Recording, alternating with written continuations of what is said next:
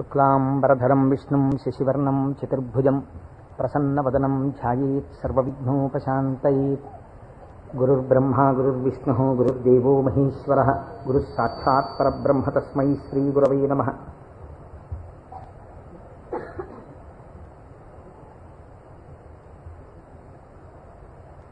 వ్యాసాయ విష్ణురూపాయ వ్యాసరూపాయ విష్ణవే నమో వై బ్రహ్మనిధయే వాసిష్ఠాయ నమో నమః.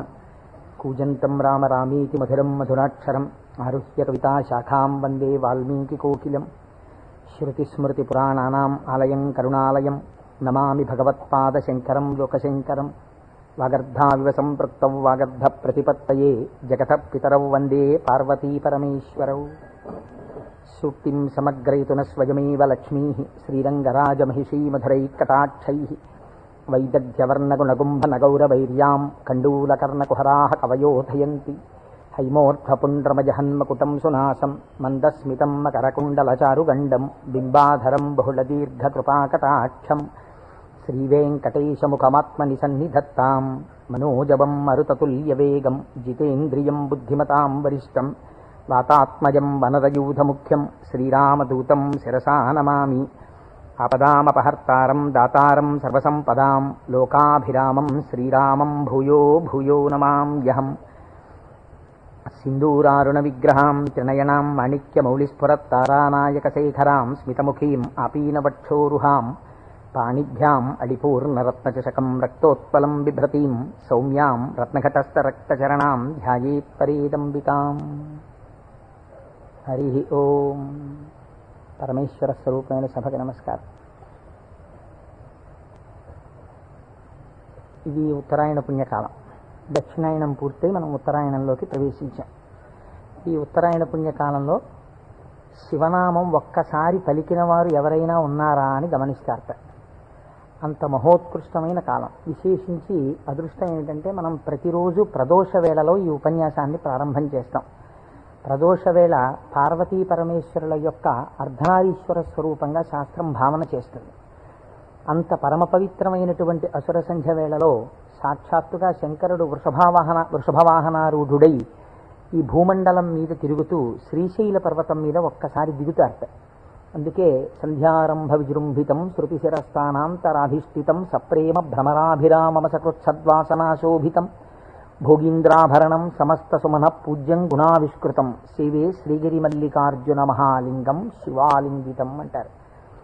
ఒక మద్ది చెట్టు నల్లుకున్నటువంటి మల్లెతీగని చూసినటువంటి శంకర భగవత్పాదులు పార్వతీదేవి చేత ఆలింగనము చేయబడిన పరమేశ్వర స్వరూపాన్ని శ్రీశైల పర్వత శిఖరముల మీద దర్శనం చేసినటువంటి మహోత్కృష్టమైన శ్లోకం అది.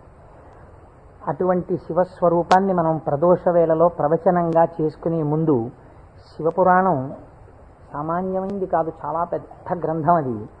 అంత పెద్ద గ్రంథంలో మనకి ఉపయుక్తమైనవి ఉన్నాయి, చాలా జటిలమైనవి ఉన్నాయి. నిత్య జీవితంలో వాటిని అనుష్ఠానంలోకి తెచ్చుకోవడానికి అన్ని ఆశ్రమాలకి అలివి కానివి ఉన్నాయి. కనుక నేను అనుకున్నాను, శివాష్టోత్తర శతనామ స్తోత్రాన్ని ఉత్తరాయణ పుణ్యకాలం కనుక నేనేదో ప్రవచనం చేయడం కేవలం వినడం కాకుండా ప్రతిరోజు ఈ కార్డు పట్టుకుని వస్తే ప్రదోష వేళలో మనం ఇటువంటి దేవాలయంలో కూర్చుని చెప్పుకున్నటువంటి నామం 1,000,000 రెట్లు ఫలితం ఇస్తుంది. ఒక 30 రోజులో 40 రోజులో ఈ ప్రవచనాలు కొనసాగినప్పుడు మీరు ప్రతిరోజు ఈ నామాలు పలికారనుకోండి, 108 ఇంటూ 1,000,000 అంత నామం చేసినటువంటి ఫలితం మన ఖాతాలో ఈశ్వరుడు వేస్తాడు. దాని మీద వినడం శృణ్వం తపః, అది తపస్సు చేసినటువంటి ఫలితం అవుతుంది.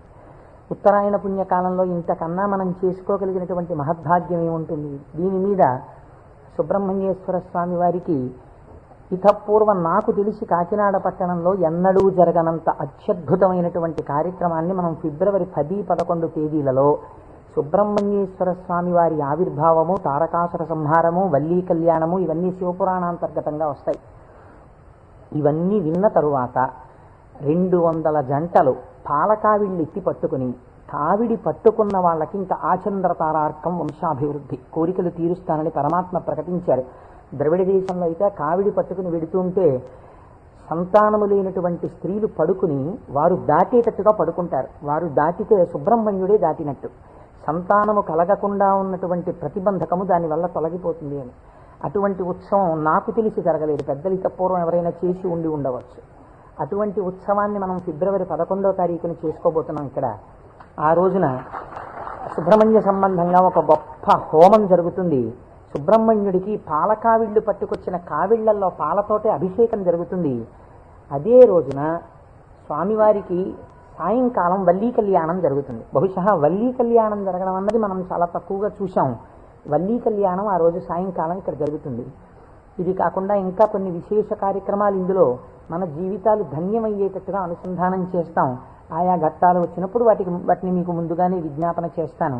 కనుక శివపురాణాన్ని మనం శివాస్తోత్ర శతనామ స్తోత్రంతో అనుసంధానం చేసుకుంటే ఈ ప్రవచనాలు అయిపోయిన తరువాత కూడా మీరు ఎప్పుడైనా ఇంటి దగ్గర కూర్చుని నామాలు చదువుకుంటుంటే మనస్సు తొందరగా రమిస్తుంది. ఎందుచేత అంటే శివో మహేశ్వర శంభు పినాకి శశిశేఖర అని చదవడం వేరు.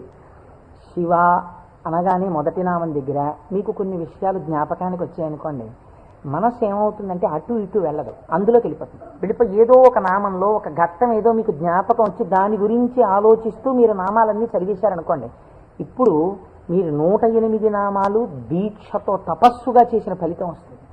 అది అర్థం తెలియకుండా చదువుతున్నారనుకోండి, మనస్సు చించలమై ఎక్కడికో వెళితే నామం చెప్పిన ఫలితం ఉంటుంది, కానీ మనస్సు లగ్నం కాదు. మనస్సుని కూడా ఏకీకృతం చేసేటటువంటి ప్రయత్నంలో భాగంగా శివమహాపురాణాన్ని శివాస్తోత్ర శతనామ స్తోత్రంతో అనుసంధానం చేస్తే మనందరికీ ఎక్కువ ప్రయోజనకరంగా ఉంటుంది అని నాకు అనిపించింది. పైగా అందరూ చక్కగా ప్రదోష వేళలో శివనామం చెప్పేటటువంటి అదృష్టాన్ని పొందుతారనిపించింది. నేను అంటాను, మీరు కూడా అనండి.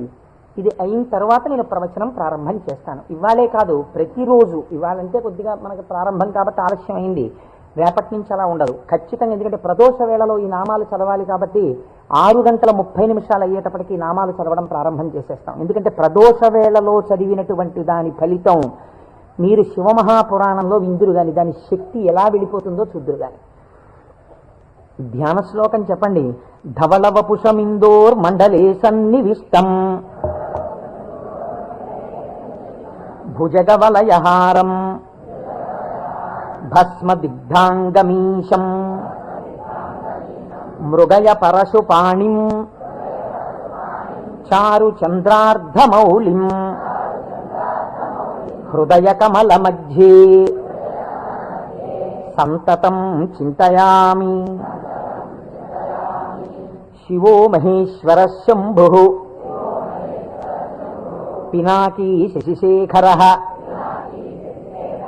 వామదేవో విరూపాక్ష కపర్దీ నీలలోహిత శంకర శూలపాణిశ్చ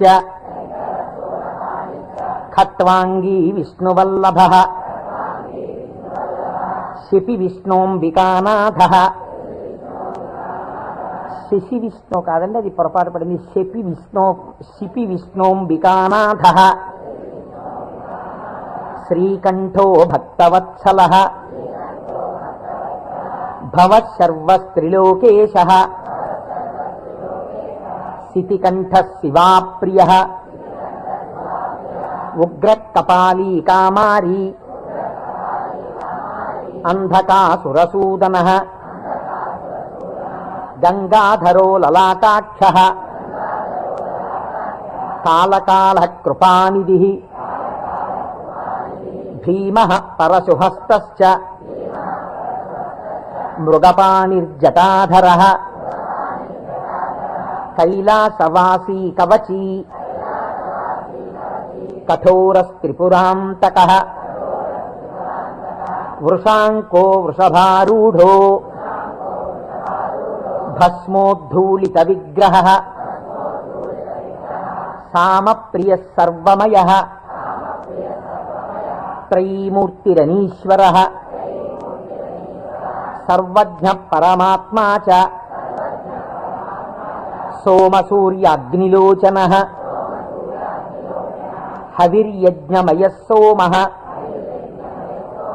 పంచవక్త్రః సదాశివః విశ్వేశ్వరో వీరభద్రో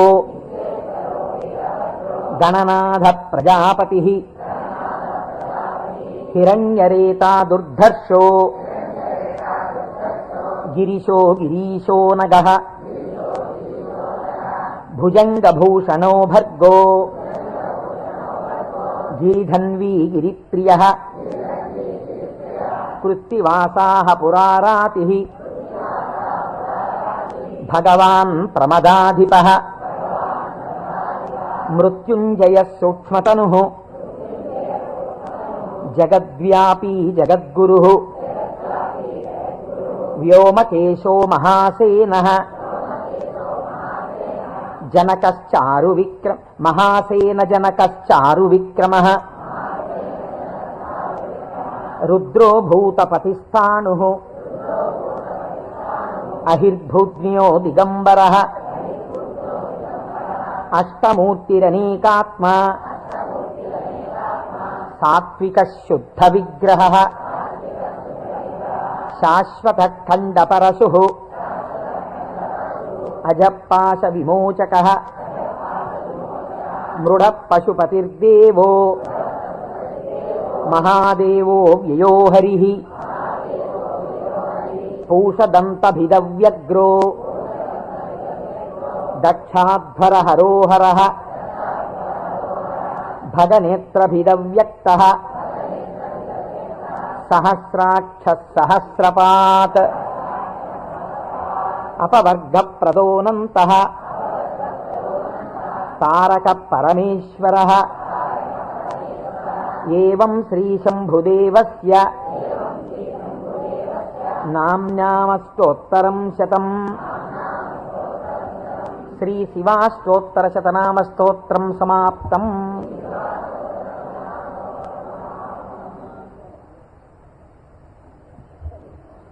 హరి ఓం.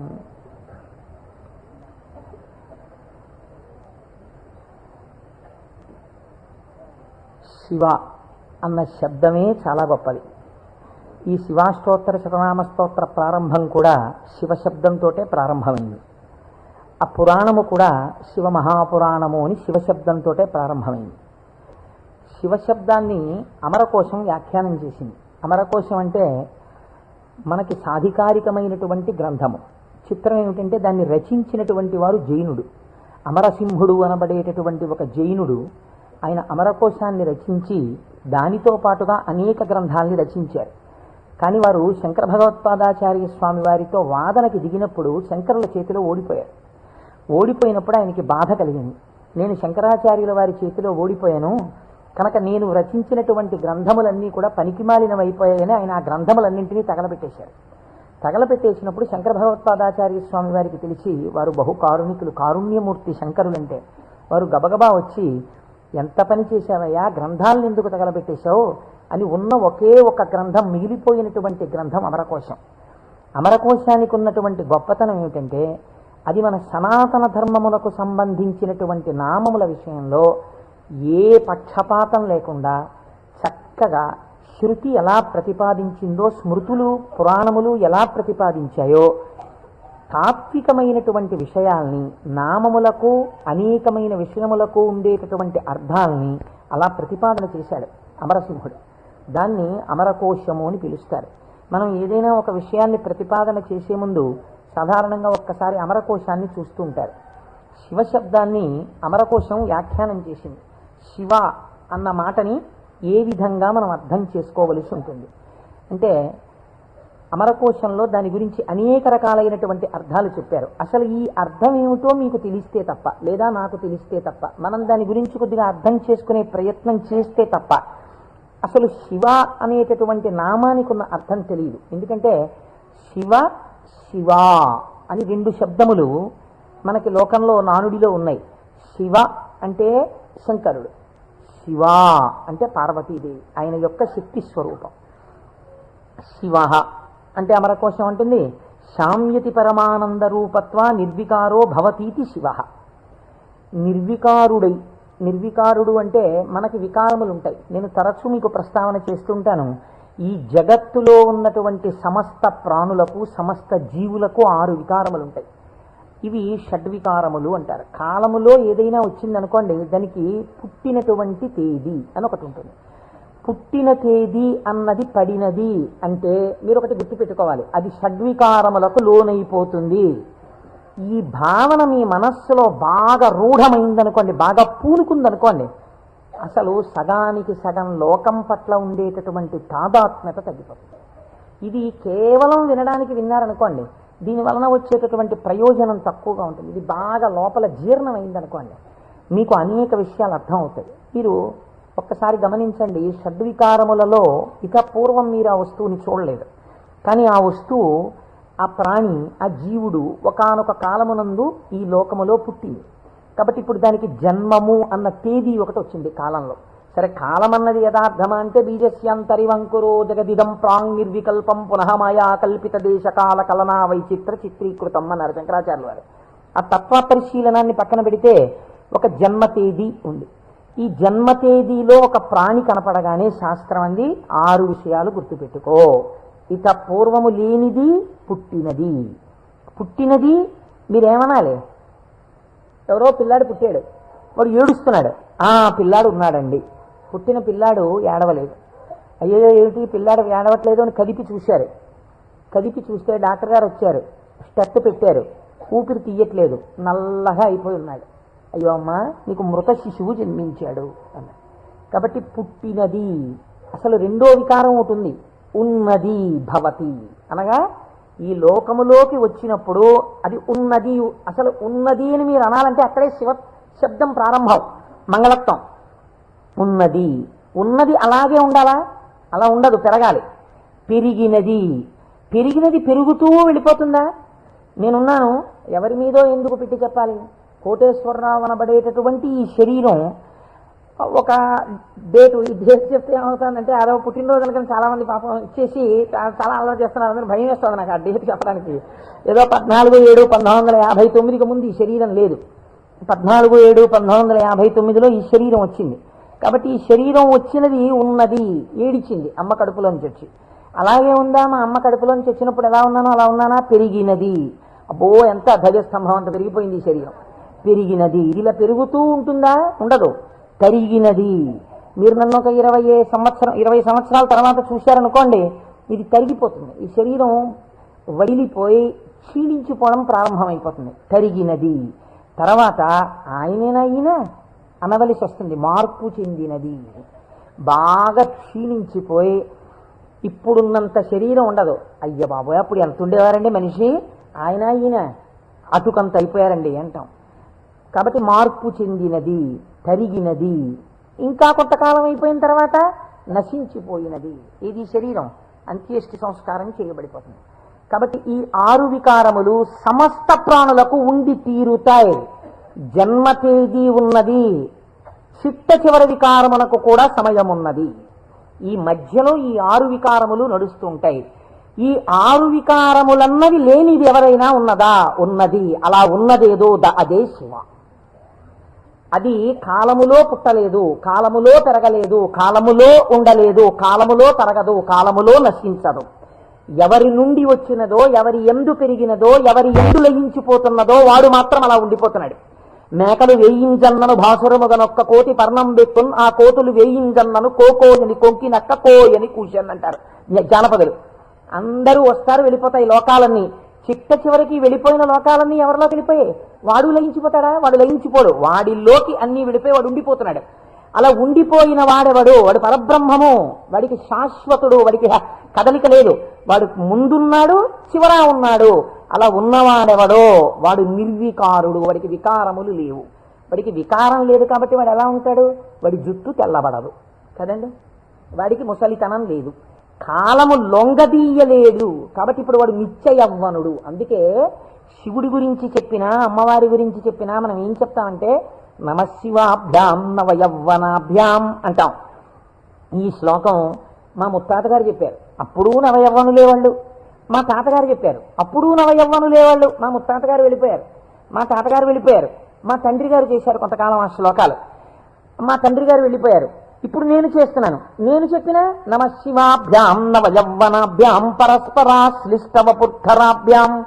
అదేమిటంటే మా ముత్తాతగారు, తాతగారు, తండ్రి గారు, నేను 4 తరాలు మారిపోయా, ఇంకా నవయవ్వనాభ్యామేనా? ఆ శ్లోకం మార్చద్దా? వృద్ధాప్యం రాదా? రాదు. ఎందుకు రాదు? మీరు కాలమునకు వశులై కాలమునందు మార్పు మీకు వస్తుంది. కాలస్వరూపములో మీ యందు మార్పులు తెచ్చేవాడెవడున్నాడో వాడు మార్పునకు అతీతుడుగా సాక్షిగా ఉన్నాడు. కదిలే వస్తువుకి కదలని వస్తువు ఆధారమై ఉంటుంది. మీరు బాగా జ్ఞాపకం పెట్టుకోండి. కదిలే వస్తువుకి గడియారానికి ఉన్నటువంటి పెంజూలం ఊగాలనుకోండి, పెంజూలంని పట్టుకున్నటువంటి స్ప్రింగ్ ఊగకూడదు. స్ప్రింగ్ కూడా ఊగడం మొదలెట్టింది అనుకోండి, ఇంకేంటి అలా ఊగదు. స్ప్రింగ్ నిలకడగా ఉంటుంది, పెంజూలం ఊగుతూ ఉంటుంది. ఒక కదిలే వస్తువుకి ఒక కదలని వస్తువు ఎప్పుడూ కూడా ఆధారమై ఉంటుంది. వికారములు కలిగిన జగత్తుకు ఏది వికారములకు అతీతమై ఉన్నదో అది ఆధారమై ఉన్నది. దాని యందే ఈ సమస్త జగత్తు పుట్టి పెరిగి లయించుచున్నది. అటువంటిదేదో అది వికారాతీత స్థితి కలిగినటువంటి పరబ్రహ్మము. దానిని నువ్వు ఒక నామవాచకంతో పిలవాలనుకుంటే శివ అని పిలవవచ్చు. కాబట్టి ఇప్పుడు శివశబ్దం ఎవరిని చెప్తోంది? పరబ్రహ్మాన్ని చెప్తోంది. ఇప్పుడు ఆయన ఎలా ఉంటారు? నిర్వికారమై నిరంజనమై. ఇదే కదండి శివకవచం మాట్లాడుతుంది పూర్వభాగంలో. ఆయన యొక్క స్థితిని ఆయన ఎలా నిర్వికారుడై ఉంటాడో చెప్తుంది. ఇటువంటి పరమాత్మ స్వరూపం మీ కన్నులకు కనపడుతుందా? వికారము పొందుతున్న జగత్తు మీకు కనపడుతుంది, కానీ వికారములు పొందుతున్నటువంటి జగత్తుకి తను ఆధారముగా ఉన్నవాడు మీకు కనపడతాడా? కనపడడు. ఈయనకి ఒక రూపం తీసుకొచ్చి చూస్తే ఎలా ఉంటాడు అంటే, అమరకోశంలో ఎంత అందంగా మాట్లాడాడో చూడండి. అమరసింహుడు పరమానంద రూపత్వ, ఆయన పరమానందమును పొందుతూ ఉంటాడు. ఎందుకని? మన అందరికీ సుఖ దుఃఖాలని ద్వంద్వాలుంటాయి, ఎప్పుడూ ఆనందంతో ఉండం. ఆయనకి వికారాలు ఏమీ లేవు, అందుకని ఆయన ఎప్పుడూ పరమానందంతో ఉంటాడు. ఎక్కడుంది పరమానందం? బయట ఉన్న వస్తువుల వల్ల ఆనందం కాదు, లోపలే ఉంది ఆనందం. ఆ ఆనందంతో తన్మయాన్ని పొందుతూ ఉంటాడు. అది నోటితో చెప్పడం కుదరదు. ఇప్పుడు ఎలా చెప్పాలి అంటే, పద్మాసనం వేసుకుని చేతులు రెండు ఇలా పెట్టుకుని కన్నులు ఇలా అరమోట్పు కన్నులతో ఉండి తనలో తాను రమిస్తూ కనపడుతుంటాడు. శంకరుడి యొక్క ఫోటో మీరు చూశారనుకోండి, చూస్తే ఆయన అరమోట్పు కన్నులతో కూర్చుని సంతోషంతో ఆనందంతో ఉన్నట్టుంటాడు. ఇందులో ఇంకా లోకరక్షణ హేతువుగా అభయముద్ర పట్టినట్టుగా ఉంది. ఆయన అరమోట్పు కన్నులతో ఆనందంతో రమించిపోతున్నట్టుగా ఉంటుంది శివస్వరూపం. అంటే ఘనీభవించినటువంటి ఆనంద స్వరూపమే పరమాత్మ యొక్క స్వరూపం. పరమాత్మ నిత్యానందము ఏది ఉన్నదో దాన్ని రాశీభూతం చేస్తే అదే శివ. కాబట్టి ఇప్పుడు పరమాత్మ యొక్క స్వరూపమేమి? ఆనంద ఘనమే పరమాత్మ. కాబట్టి ఇప్పుడు ఆయన అన్ని వికారములకు అతీతుడై తనలో తాను రమించిపోతూ ఆనందపడిపోతూ ఉండేవాడెవరో అంటే, కదలిక ఉండదు ఇంకా మనస్సులో, అన్ని అరికట్టి లోపల ఉన్నటువంటి ఆనందంతో తాను కలిసిపోయి తానే చిదానంద రూపుడై ఉంటాడు. దీనికి మీకు పోలిక చెప్పాలంటే ఒక్కటి కుదురుతుంది. మనం కదులుతున్నటువంటి తరంగములు కలిగిన సరోవరాలం. మీరు చూడండి, అందుకే నిద్ర లేవగానే ఏది ప్రారంభమవుతుంది పనిచేయి మీకు ప్రారంభంలో? నిద్ర లేచారు అనగానే, నిద్ర లేవడం అంటే ఏమిటో తెలుసా అండి? శరీరం లేవడం కాదు. ముందు ఏది లేస్తుందో తెలుసా? పరమాత్మతో రమిస్తున్నటువంటి మనస్సు విడివడుతుంది. విడివడి అది సంకల్ప వికల్ప సంఘాతం. అది వెంటనే ఒక ఆలోచన మొదలెడుతుంది. మొదట ఆలోచన ఏమిటి? తెల్లవారిపోయింది. ఈ తెల్లవారిపోయిందన్న మొట్టమొదటి ఆలోచన అది చెయ్యగానే నిర్మలంగా ఉన్నటువంటి నీళ్ళ దగ్గరికి వెళ్ళి మీరు ఒక చిన్న రాయి తీసుకుని ఇలా వేశారనుకోండి, అదేం చేస్తుందంటే ఇలా ఒక తరంగం కదులుతుంది. కదిలి అలా వెడుతుంది. ఇది ఒక్కటే వెళ్ళదు, ఇది వెడుతూ ఇంకో తరంగాన్ని తయారు చేస్తుంది, ఇంకో తరంగాన్ని తయారు చేస్తుంది. అలా కదులుతూ తరంగాలుగా ఒక కదలిక రాగానే ఇంకో కదలిక వస్తుంది. తెల్లవారిపోయింది, ఇవాళే నువ్వు శివమహాపురాణం మొదలెట్టాలి, ఇవాళే నువ్వు ఫలానా వాళ్ళ ఇంటికి వెళ్ళి ఒక్కసారి ఆశీర్వచనం చెయ్యాలి, చూసావా తెల్లవారిపోతుంది గబగబా సంధ్యావందనం చెయ్యాలి. ఒకదాని వెనక ఒకటి సంకల్పాలు వచ్చేస్తాయి. ఇవి సుఖములకు దుఃఖములకు కూడా హేతువులు అవుతుంటాయి. ఈ సంకల్పాతీతుడై సంకల్పములు దేనిలోంచి పుడుతున్నాయో అది తానై నిరంజన స్వరూపమై ఆనంద ఘనమై కూర్చున్నవాడెవరో వాడు పరమాత్మ, వాడు శంకరుడు. కాబట్టి శివుడు ఆయన ఇక్కడే సమస్తాన్ని చూస్తుంటాడు. అటువంటి ఆనంద ఘనమునకు శివ అని పేరు. ఇప్పుడు దీనివల్ల మీకేం తెలుస్తోంది? మనుష్య జన్మ యొక్క చిట్ట చివరి ప్రయోజనం ఏమి? ఆ ఆనందము మీరే అగుక. అటువంటి ఆనంద స్వరూపులుగా మీరు మారడమే మనుష్య జన్మ యొక్క ప్రయోజనం. దానికే మోక్షము అని పేరు. కాబట్టి ఇప్పుడు అటువంటి మోక్షస్థితిని పొందాలనుకున్న వాళ్ళకి ఎవరు ఆరాధ్య దైవము? శివుడే. కాబట్టి శివయోకోధ్యేయ శివంకర. కాబట్టి ఏమండి మీరు చెప్పింది బాగుంది, కానీ మేము గృహస్థాశ్రమంలో ఉన్నాం కదా, మాకు భార్య బిడ్డలు ఉన్నారు కదా, మాకు సంకల్పాలు ఏవి వద్దు అని మేమందరం కూడా ఇలా ముక్కు మూసుకుని లేచిన దగ్గర నుంచి ఏదో సంధ్యావందనం చేసుకుని ఒక పూజా మందిరంలో ఇలా కూర్చుండిపోతే, మనస్సుని అంతర్ముఖం చేసే ప్రయత్నం చేస్తూ ఏదో లోపల ఉన్నటువంటి ఆ వస్తువుని కనిపెట్టే ప్రయత్నం చేస్తూ మేము ఉండిపోతే నా భార్య పరిస్థితి ఏమిటి, నా పిల్లల పరిస్థితి ఏమిటి? అసలు మరి గృహస్థాశ్రమంలో ఉండి కొన్ని కోరికలంటూ ఉంటాయి కదా, మరి తప్పదు కదా. అప్పుడు ఈ స్వరూపాన్ని పట్టుకుంటే ఉపయోగమే ఉండదు. ఆయన ఇంకేమీ అలా కోరికలు తీర్చడాలు అలా ఏమి ఉండవా? కేవలం ఆనందం మోక్షం ఇంటి అనే పరిస్థితి కాదు. కాదు అమరకోశం అంది వెంటనే మళ్ళీ చేరతే సజ్జన మనాం స్మస్మిన్నితిగా, ఈయన యందు సజ్జనుల యొక్క మనస్సు రమించుచుండును. ఈ మాటని మీరు చాలా గట్టిగా పట్టుకోవాల్సి ఉంటుంది. మీకు చూడండి, నేను ఇంతకన్నా మీకు ఉదాహరణ చెప్పడానికి సాధ్యం కాదు. ఇంకా వంటింట్లో ఒక పంపు ఉంటుంది, బాత్రూంలో ఓ పంపు ఉంటుంది, వరండాలో ఒక పంపు ఉంటుంది వాష్ బేసిన్ దగ్గర. మీకు ఇంకా అవసరం అనుకున్నారనుకోండి, ఏదో మీరు భోజనాలు చేసే గదిలో చేతులు కడుక్కోవడానికి ఒక పంపు ఉంటుంది. ఇన్ని పంపుల్లోనూ మీకు ఏకకాలమునందు ఎక్కడ విప్పినా నీళ్లు రావాలనుకోండి, ఏది నింపాలి? ఏ పంపు గొట్టంలో నీళ్లు పోస్తారా? ఓవర్ హెడ్ వాటర్ ట్యాంక్లో నీళ్లు పోస్తారు. ఓవర్ హెడ్ వాటర్ ట్యాంక్లో నీళ్లు పోస్తే అన్ని పంపుల్లోనూ నీళ్లు వచ్చినట్టు శివస్వరూపాన్ని పట్టుకుంటే అది ఏ రూపంగా, ఏ రకంగా, ఏ విభూతితో, ఏ లక్షణంతో, ఏ గుణంగా మీ మనస్సు ఇష్టపడిన ఏ విధానంగా ఒక్కదాన్ని మీరు పట్టుకుని రమించిపోవడం ప్రారంభించినా అది మీకు కావలసిన సమస్తాన్ని ఇస్తుంది. అలా ఇవ్వగలదు. దానికి ఆ శక్తి ఉన్నది. అది మిమ్మల్ని కాపాడుకుని వస్తుంది. మీరు చూడండి, గొడుగు ఒక్కటి ఇలా పట్టుకున్నారండి, ఇలా గొడుగు పట్టుకుని వెళ్ళిపోతున్నారు. ఇలా గొడుగు పట్టుకు వెళ్ళిపోతుంటే బయట మంచి ఎండ కాసింది. ఇప్పుడు ఆ గొడుగు మిమ్మల్ని రక్షిస్తుందా, రక్షించదా? రక్షిస్తుంది. మీరు వెళ్ళిపోతుండగా మంచి మబ్బు పట్టి వాన ప్రారంభమైంది. గొడుగు రక్షిస్తుందా, రక్షించదా? రక్షిస్తుంది. వాన తగ్గిపోతోంది, ఇంకా కొద్దిగా ఎండ వస్తే బయలుదేరదాం అనుకుని మీరు చెట్టు కింద నించున్నారు. ఒక పక్షి పై నుంచి రెట్ట వేసింది. మీ మీద పడకుండా గొడుగు రక్షిస్తుందా, రక్షించదా? రక్షిస్తుంది. ఒక గొడుగు మీకు శీతలము నుండి, ఉష్ణము నుండి, జలధార నుండి, పక్షి రెట్ట నుండి ఇన్నిటి నుంచి కాపాడినప్పుడు పరమాత్మని పట్టుకున్న వాడి కోరికలు కూడా అన్ని భంగులా తీరుతాయి. మీకు ఏది కావాలో అది వాడు ఇవ్వగలడని మీరు ఎలా అనుకోవట్లేదు? అచేతనమైన ఒక గొడుగు మీకు ఇన్నింటిని ఇవ్వగలిగినప్పుడు మీరు పట్టుకున్న పరమాత్మ మీకు ఏది అవసరమో అది మీకు ఇవ్వడని మీరు ఎలా అనుకుంటున్నారు? మీకు ఏది కావాలో మీరు అడగక్కర్లేకుండా మీకు తీరుస్తాడు. అది గొప్ప. మీరు శాస్త్రంలో ఒక మర్యాద తెలుసుకోవాలి. మీరు అడిగితే ఇచ్చినవాడు గొప్పవాడు కాదండి. మీరు వెళ్ళి అడిగారనుకోండి, వెంటనే మీరు జీవితంలో చాలా దిగజారిపోయిన వ్యక్తులైపోతుంది. ఒకరి దగ్గరికి వెళ్ళి, అయ్యా నాకు ఇది లేదండి, నన్ను మీరు కొంచెం అనుగ్రహించి నాకు ఇది కలిగేటట్టుగా మీరు చెయ్యండి అని అడిగారనుకోండి, వాచికంగా నోరు విప్పి ఒకరి దగ్గరికి వెళ్ళి నాకు ఇది ఇప్పించండి అని అడిగినప్పుడు ఆత్మహత్యా సదృశమే. వాడు చచ్చిపోయినంత బిడియపడిపోతాడు. ఎవరు శీలమున్నవాడు బెంగ పెట్టుకుంటాడు. నోరు విప్పి అడగడమా, వెళ్ళి నాకు ఇది ఇవ్వండి అని ఎలా అడగను అంటాడు. అడగలేడు. అందుకే మనకి పూర్వకాలంలో మీకు తెలుసో తెలీదో, మీసంలో ఒక వెంట్రుక తాకట్టు పెట్టి అప్పు తెచ్చుకునేవారు. మీసంలో వెంట్రుక తాకట్టు పెడితే అప్పు ఇవ్వడం ఏంటండి? అంటే వాళ్ళ రోషానికి చిహ్నం అది. ఎన్నడూ నేను ఒకరిని చెయ్యి అడగలేదురా, చెయ్యి జాపి అడగలేదు. అటువంటి వాణ్ణి నిన్ను అడుగుతున్నాను. నేను ఇంత సిగ్గుపడిపోయానడానికి ఉదాహరణ ఏమిటో తెలుసా? ఈ వెంట్రుక ఒకటి నీ దగ్గర పెట్టుకో, మళ్ళీ తీర్చిన నాడు ఈ వెంట్రుక తీసుకెళ్తాననేవాడు. వాడి రోషానికి, వాడి శీలానికి ఆ వెంట్రుకని ప్రాతిపదికగా తీసుకుని అప్పిచ్చేవారు పూర్వం. అందుకే నా మీసంలో వెంట్రుక తాకట్టెట్టాననేవారు పూర్వం. కాబట్టి ఒకరి దగ్గరికి వెళ్ళి అడగడం అంటే అంత చిన్నతనం. పరమాత్మ అయినా మిమ్మల్ని అలా చిన్నబుచ్చి ఇస్తాడని మీరు ఎలా అనుకుంటున్నారు? గొడుగు పక్షి రెట్ట నుంచి నన్ను కాపాడు, వాన పడితే కాపాడు, ఎండగా ఉంటే కాపాడు, పైనుంచి ధూళి పడకుండా కాపాడు, ఓ గడుగా నన్ను రక్షించు అని మీరంత స్తోత్రం చేసి వేసుకుంటున్నారేంటి? ఇలా విప్పిలా పట్టుకుంటే అంతే రక్షించేయడం దాని ప్రయోజనం.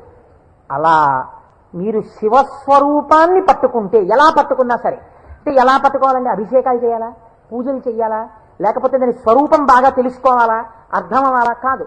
మీ మనస్సు ఏదో ఒక విషయంలో రమించింది అంతే, అది చాలు. మిమ్మల్ని మీకు రక్షణ కల్పించడానికి అది హేతు అవుతుంది. మీకు నేను ఒక ఉదాహరణ చెప్తాను. మీరు దాని వలన దీని వ్యాఖ్యానాన్ని బాగా పట్టుకోగలుగుతారు. నాయనార్లని మళ్ళీ నేను ఏదో లౌకికమైన ఉదాహరణ ఎందుకు తేవాలి, మనకి 63 నాయనార్లు ఉన్నారు.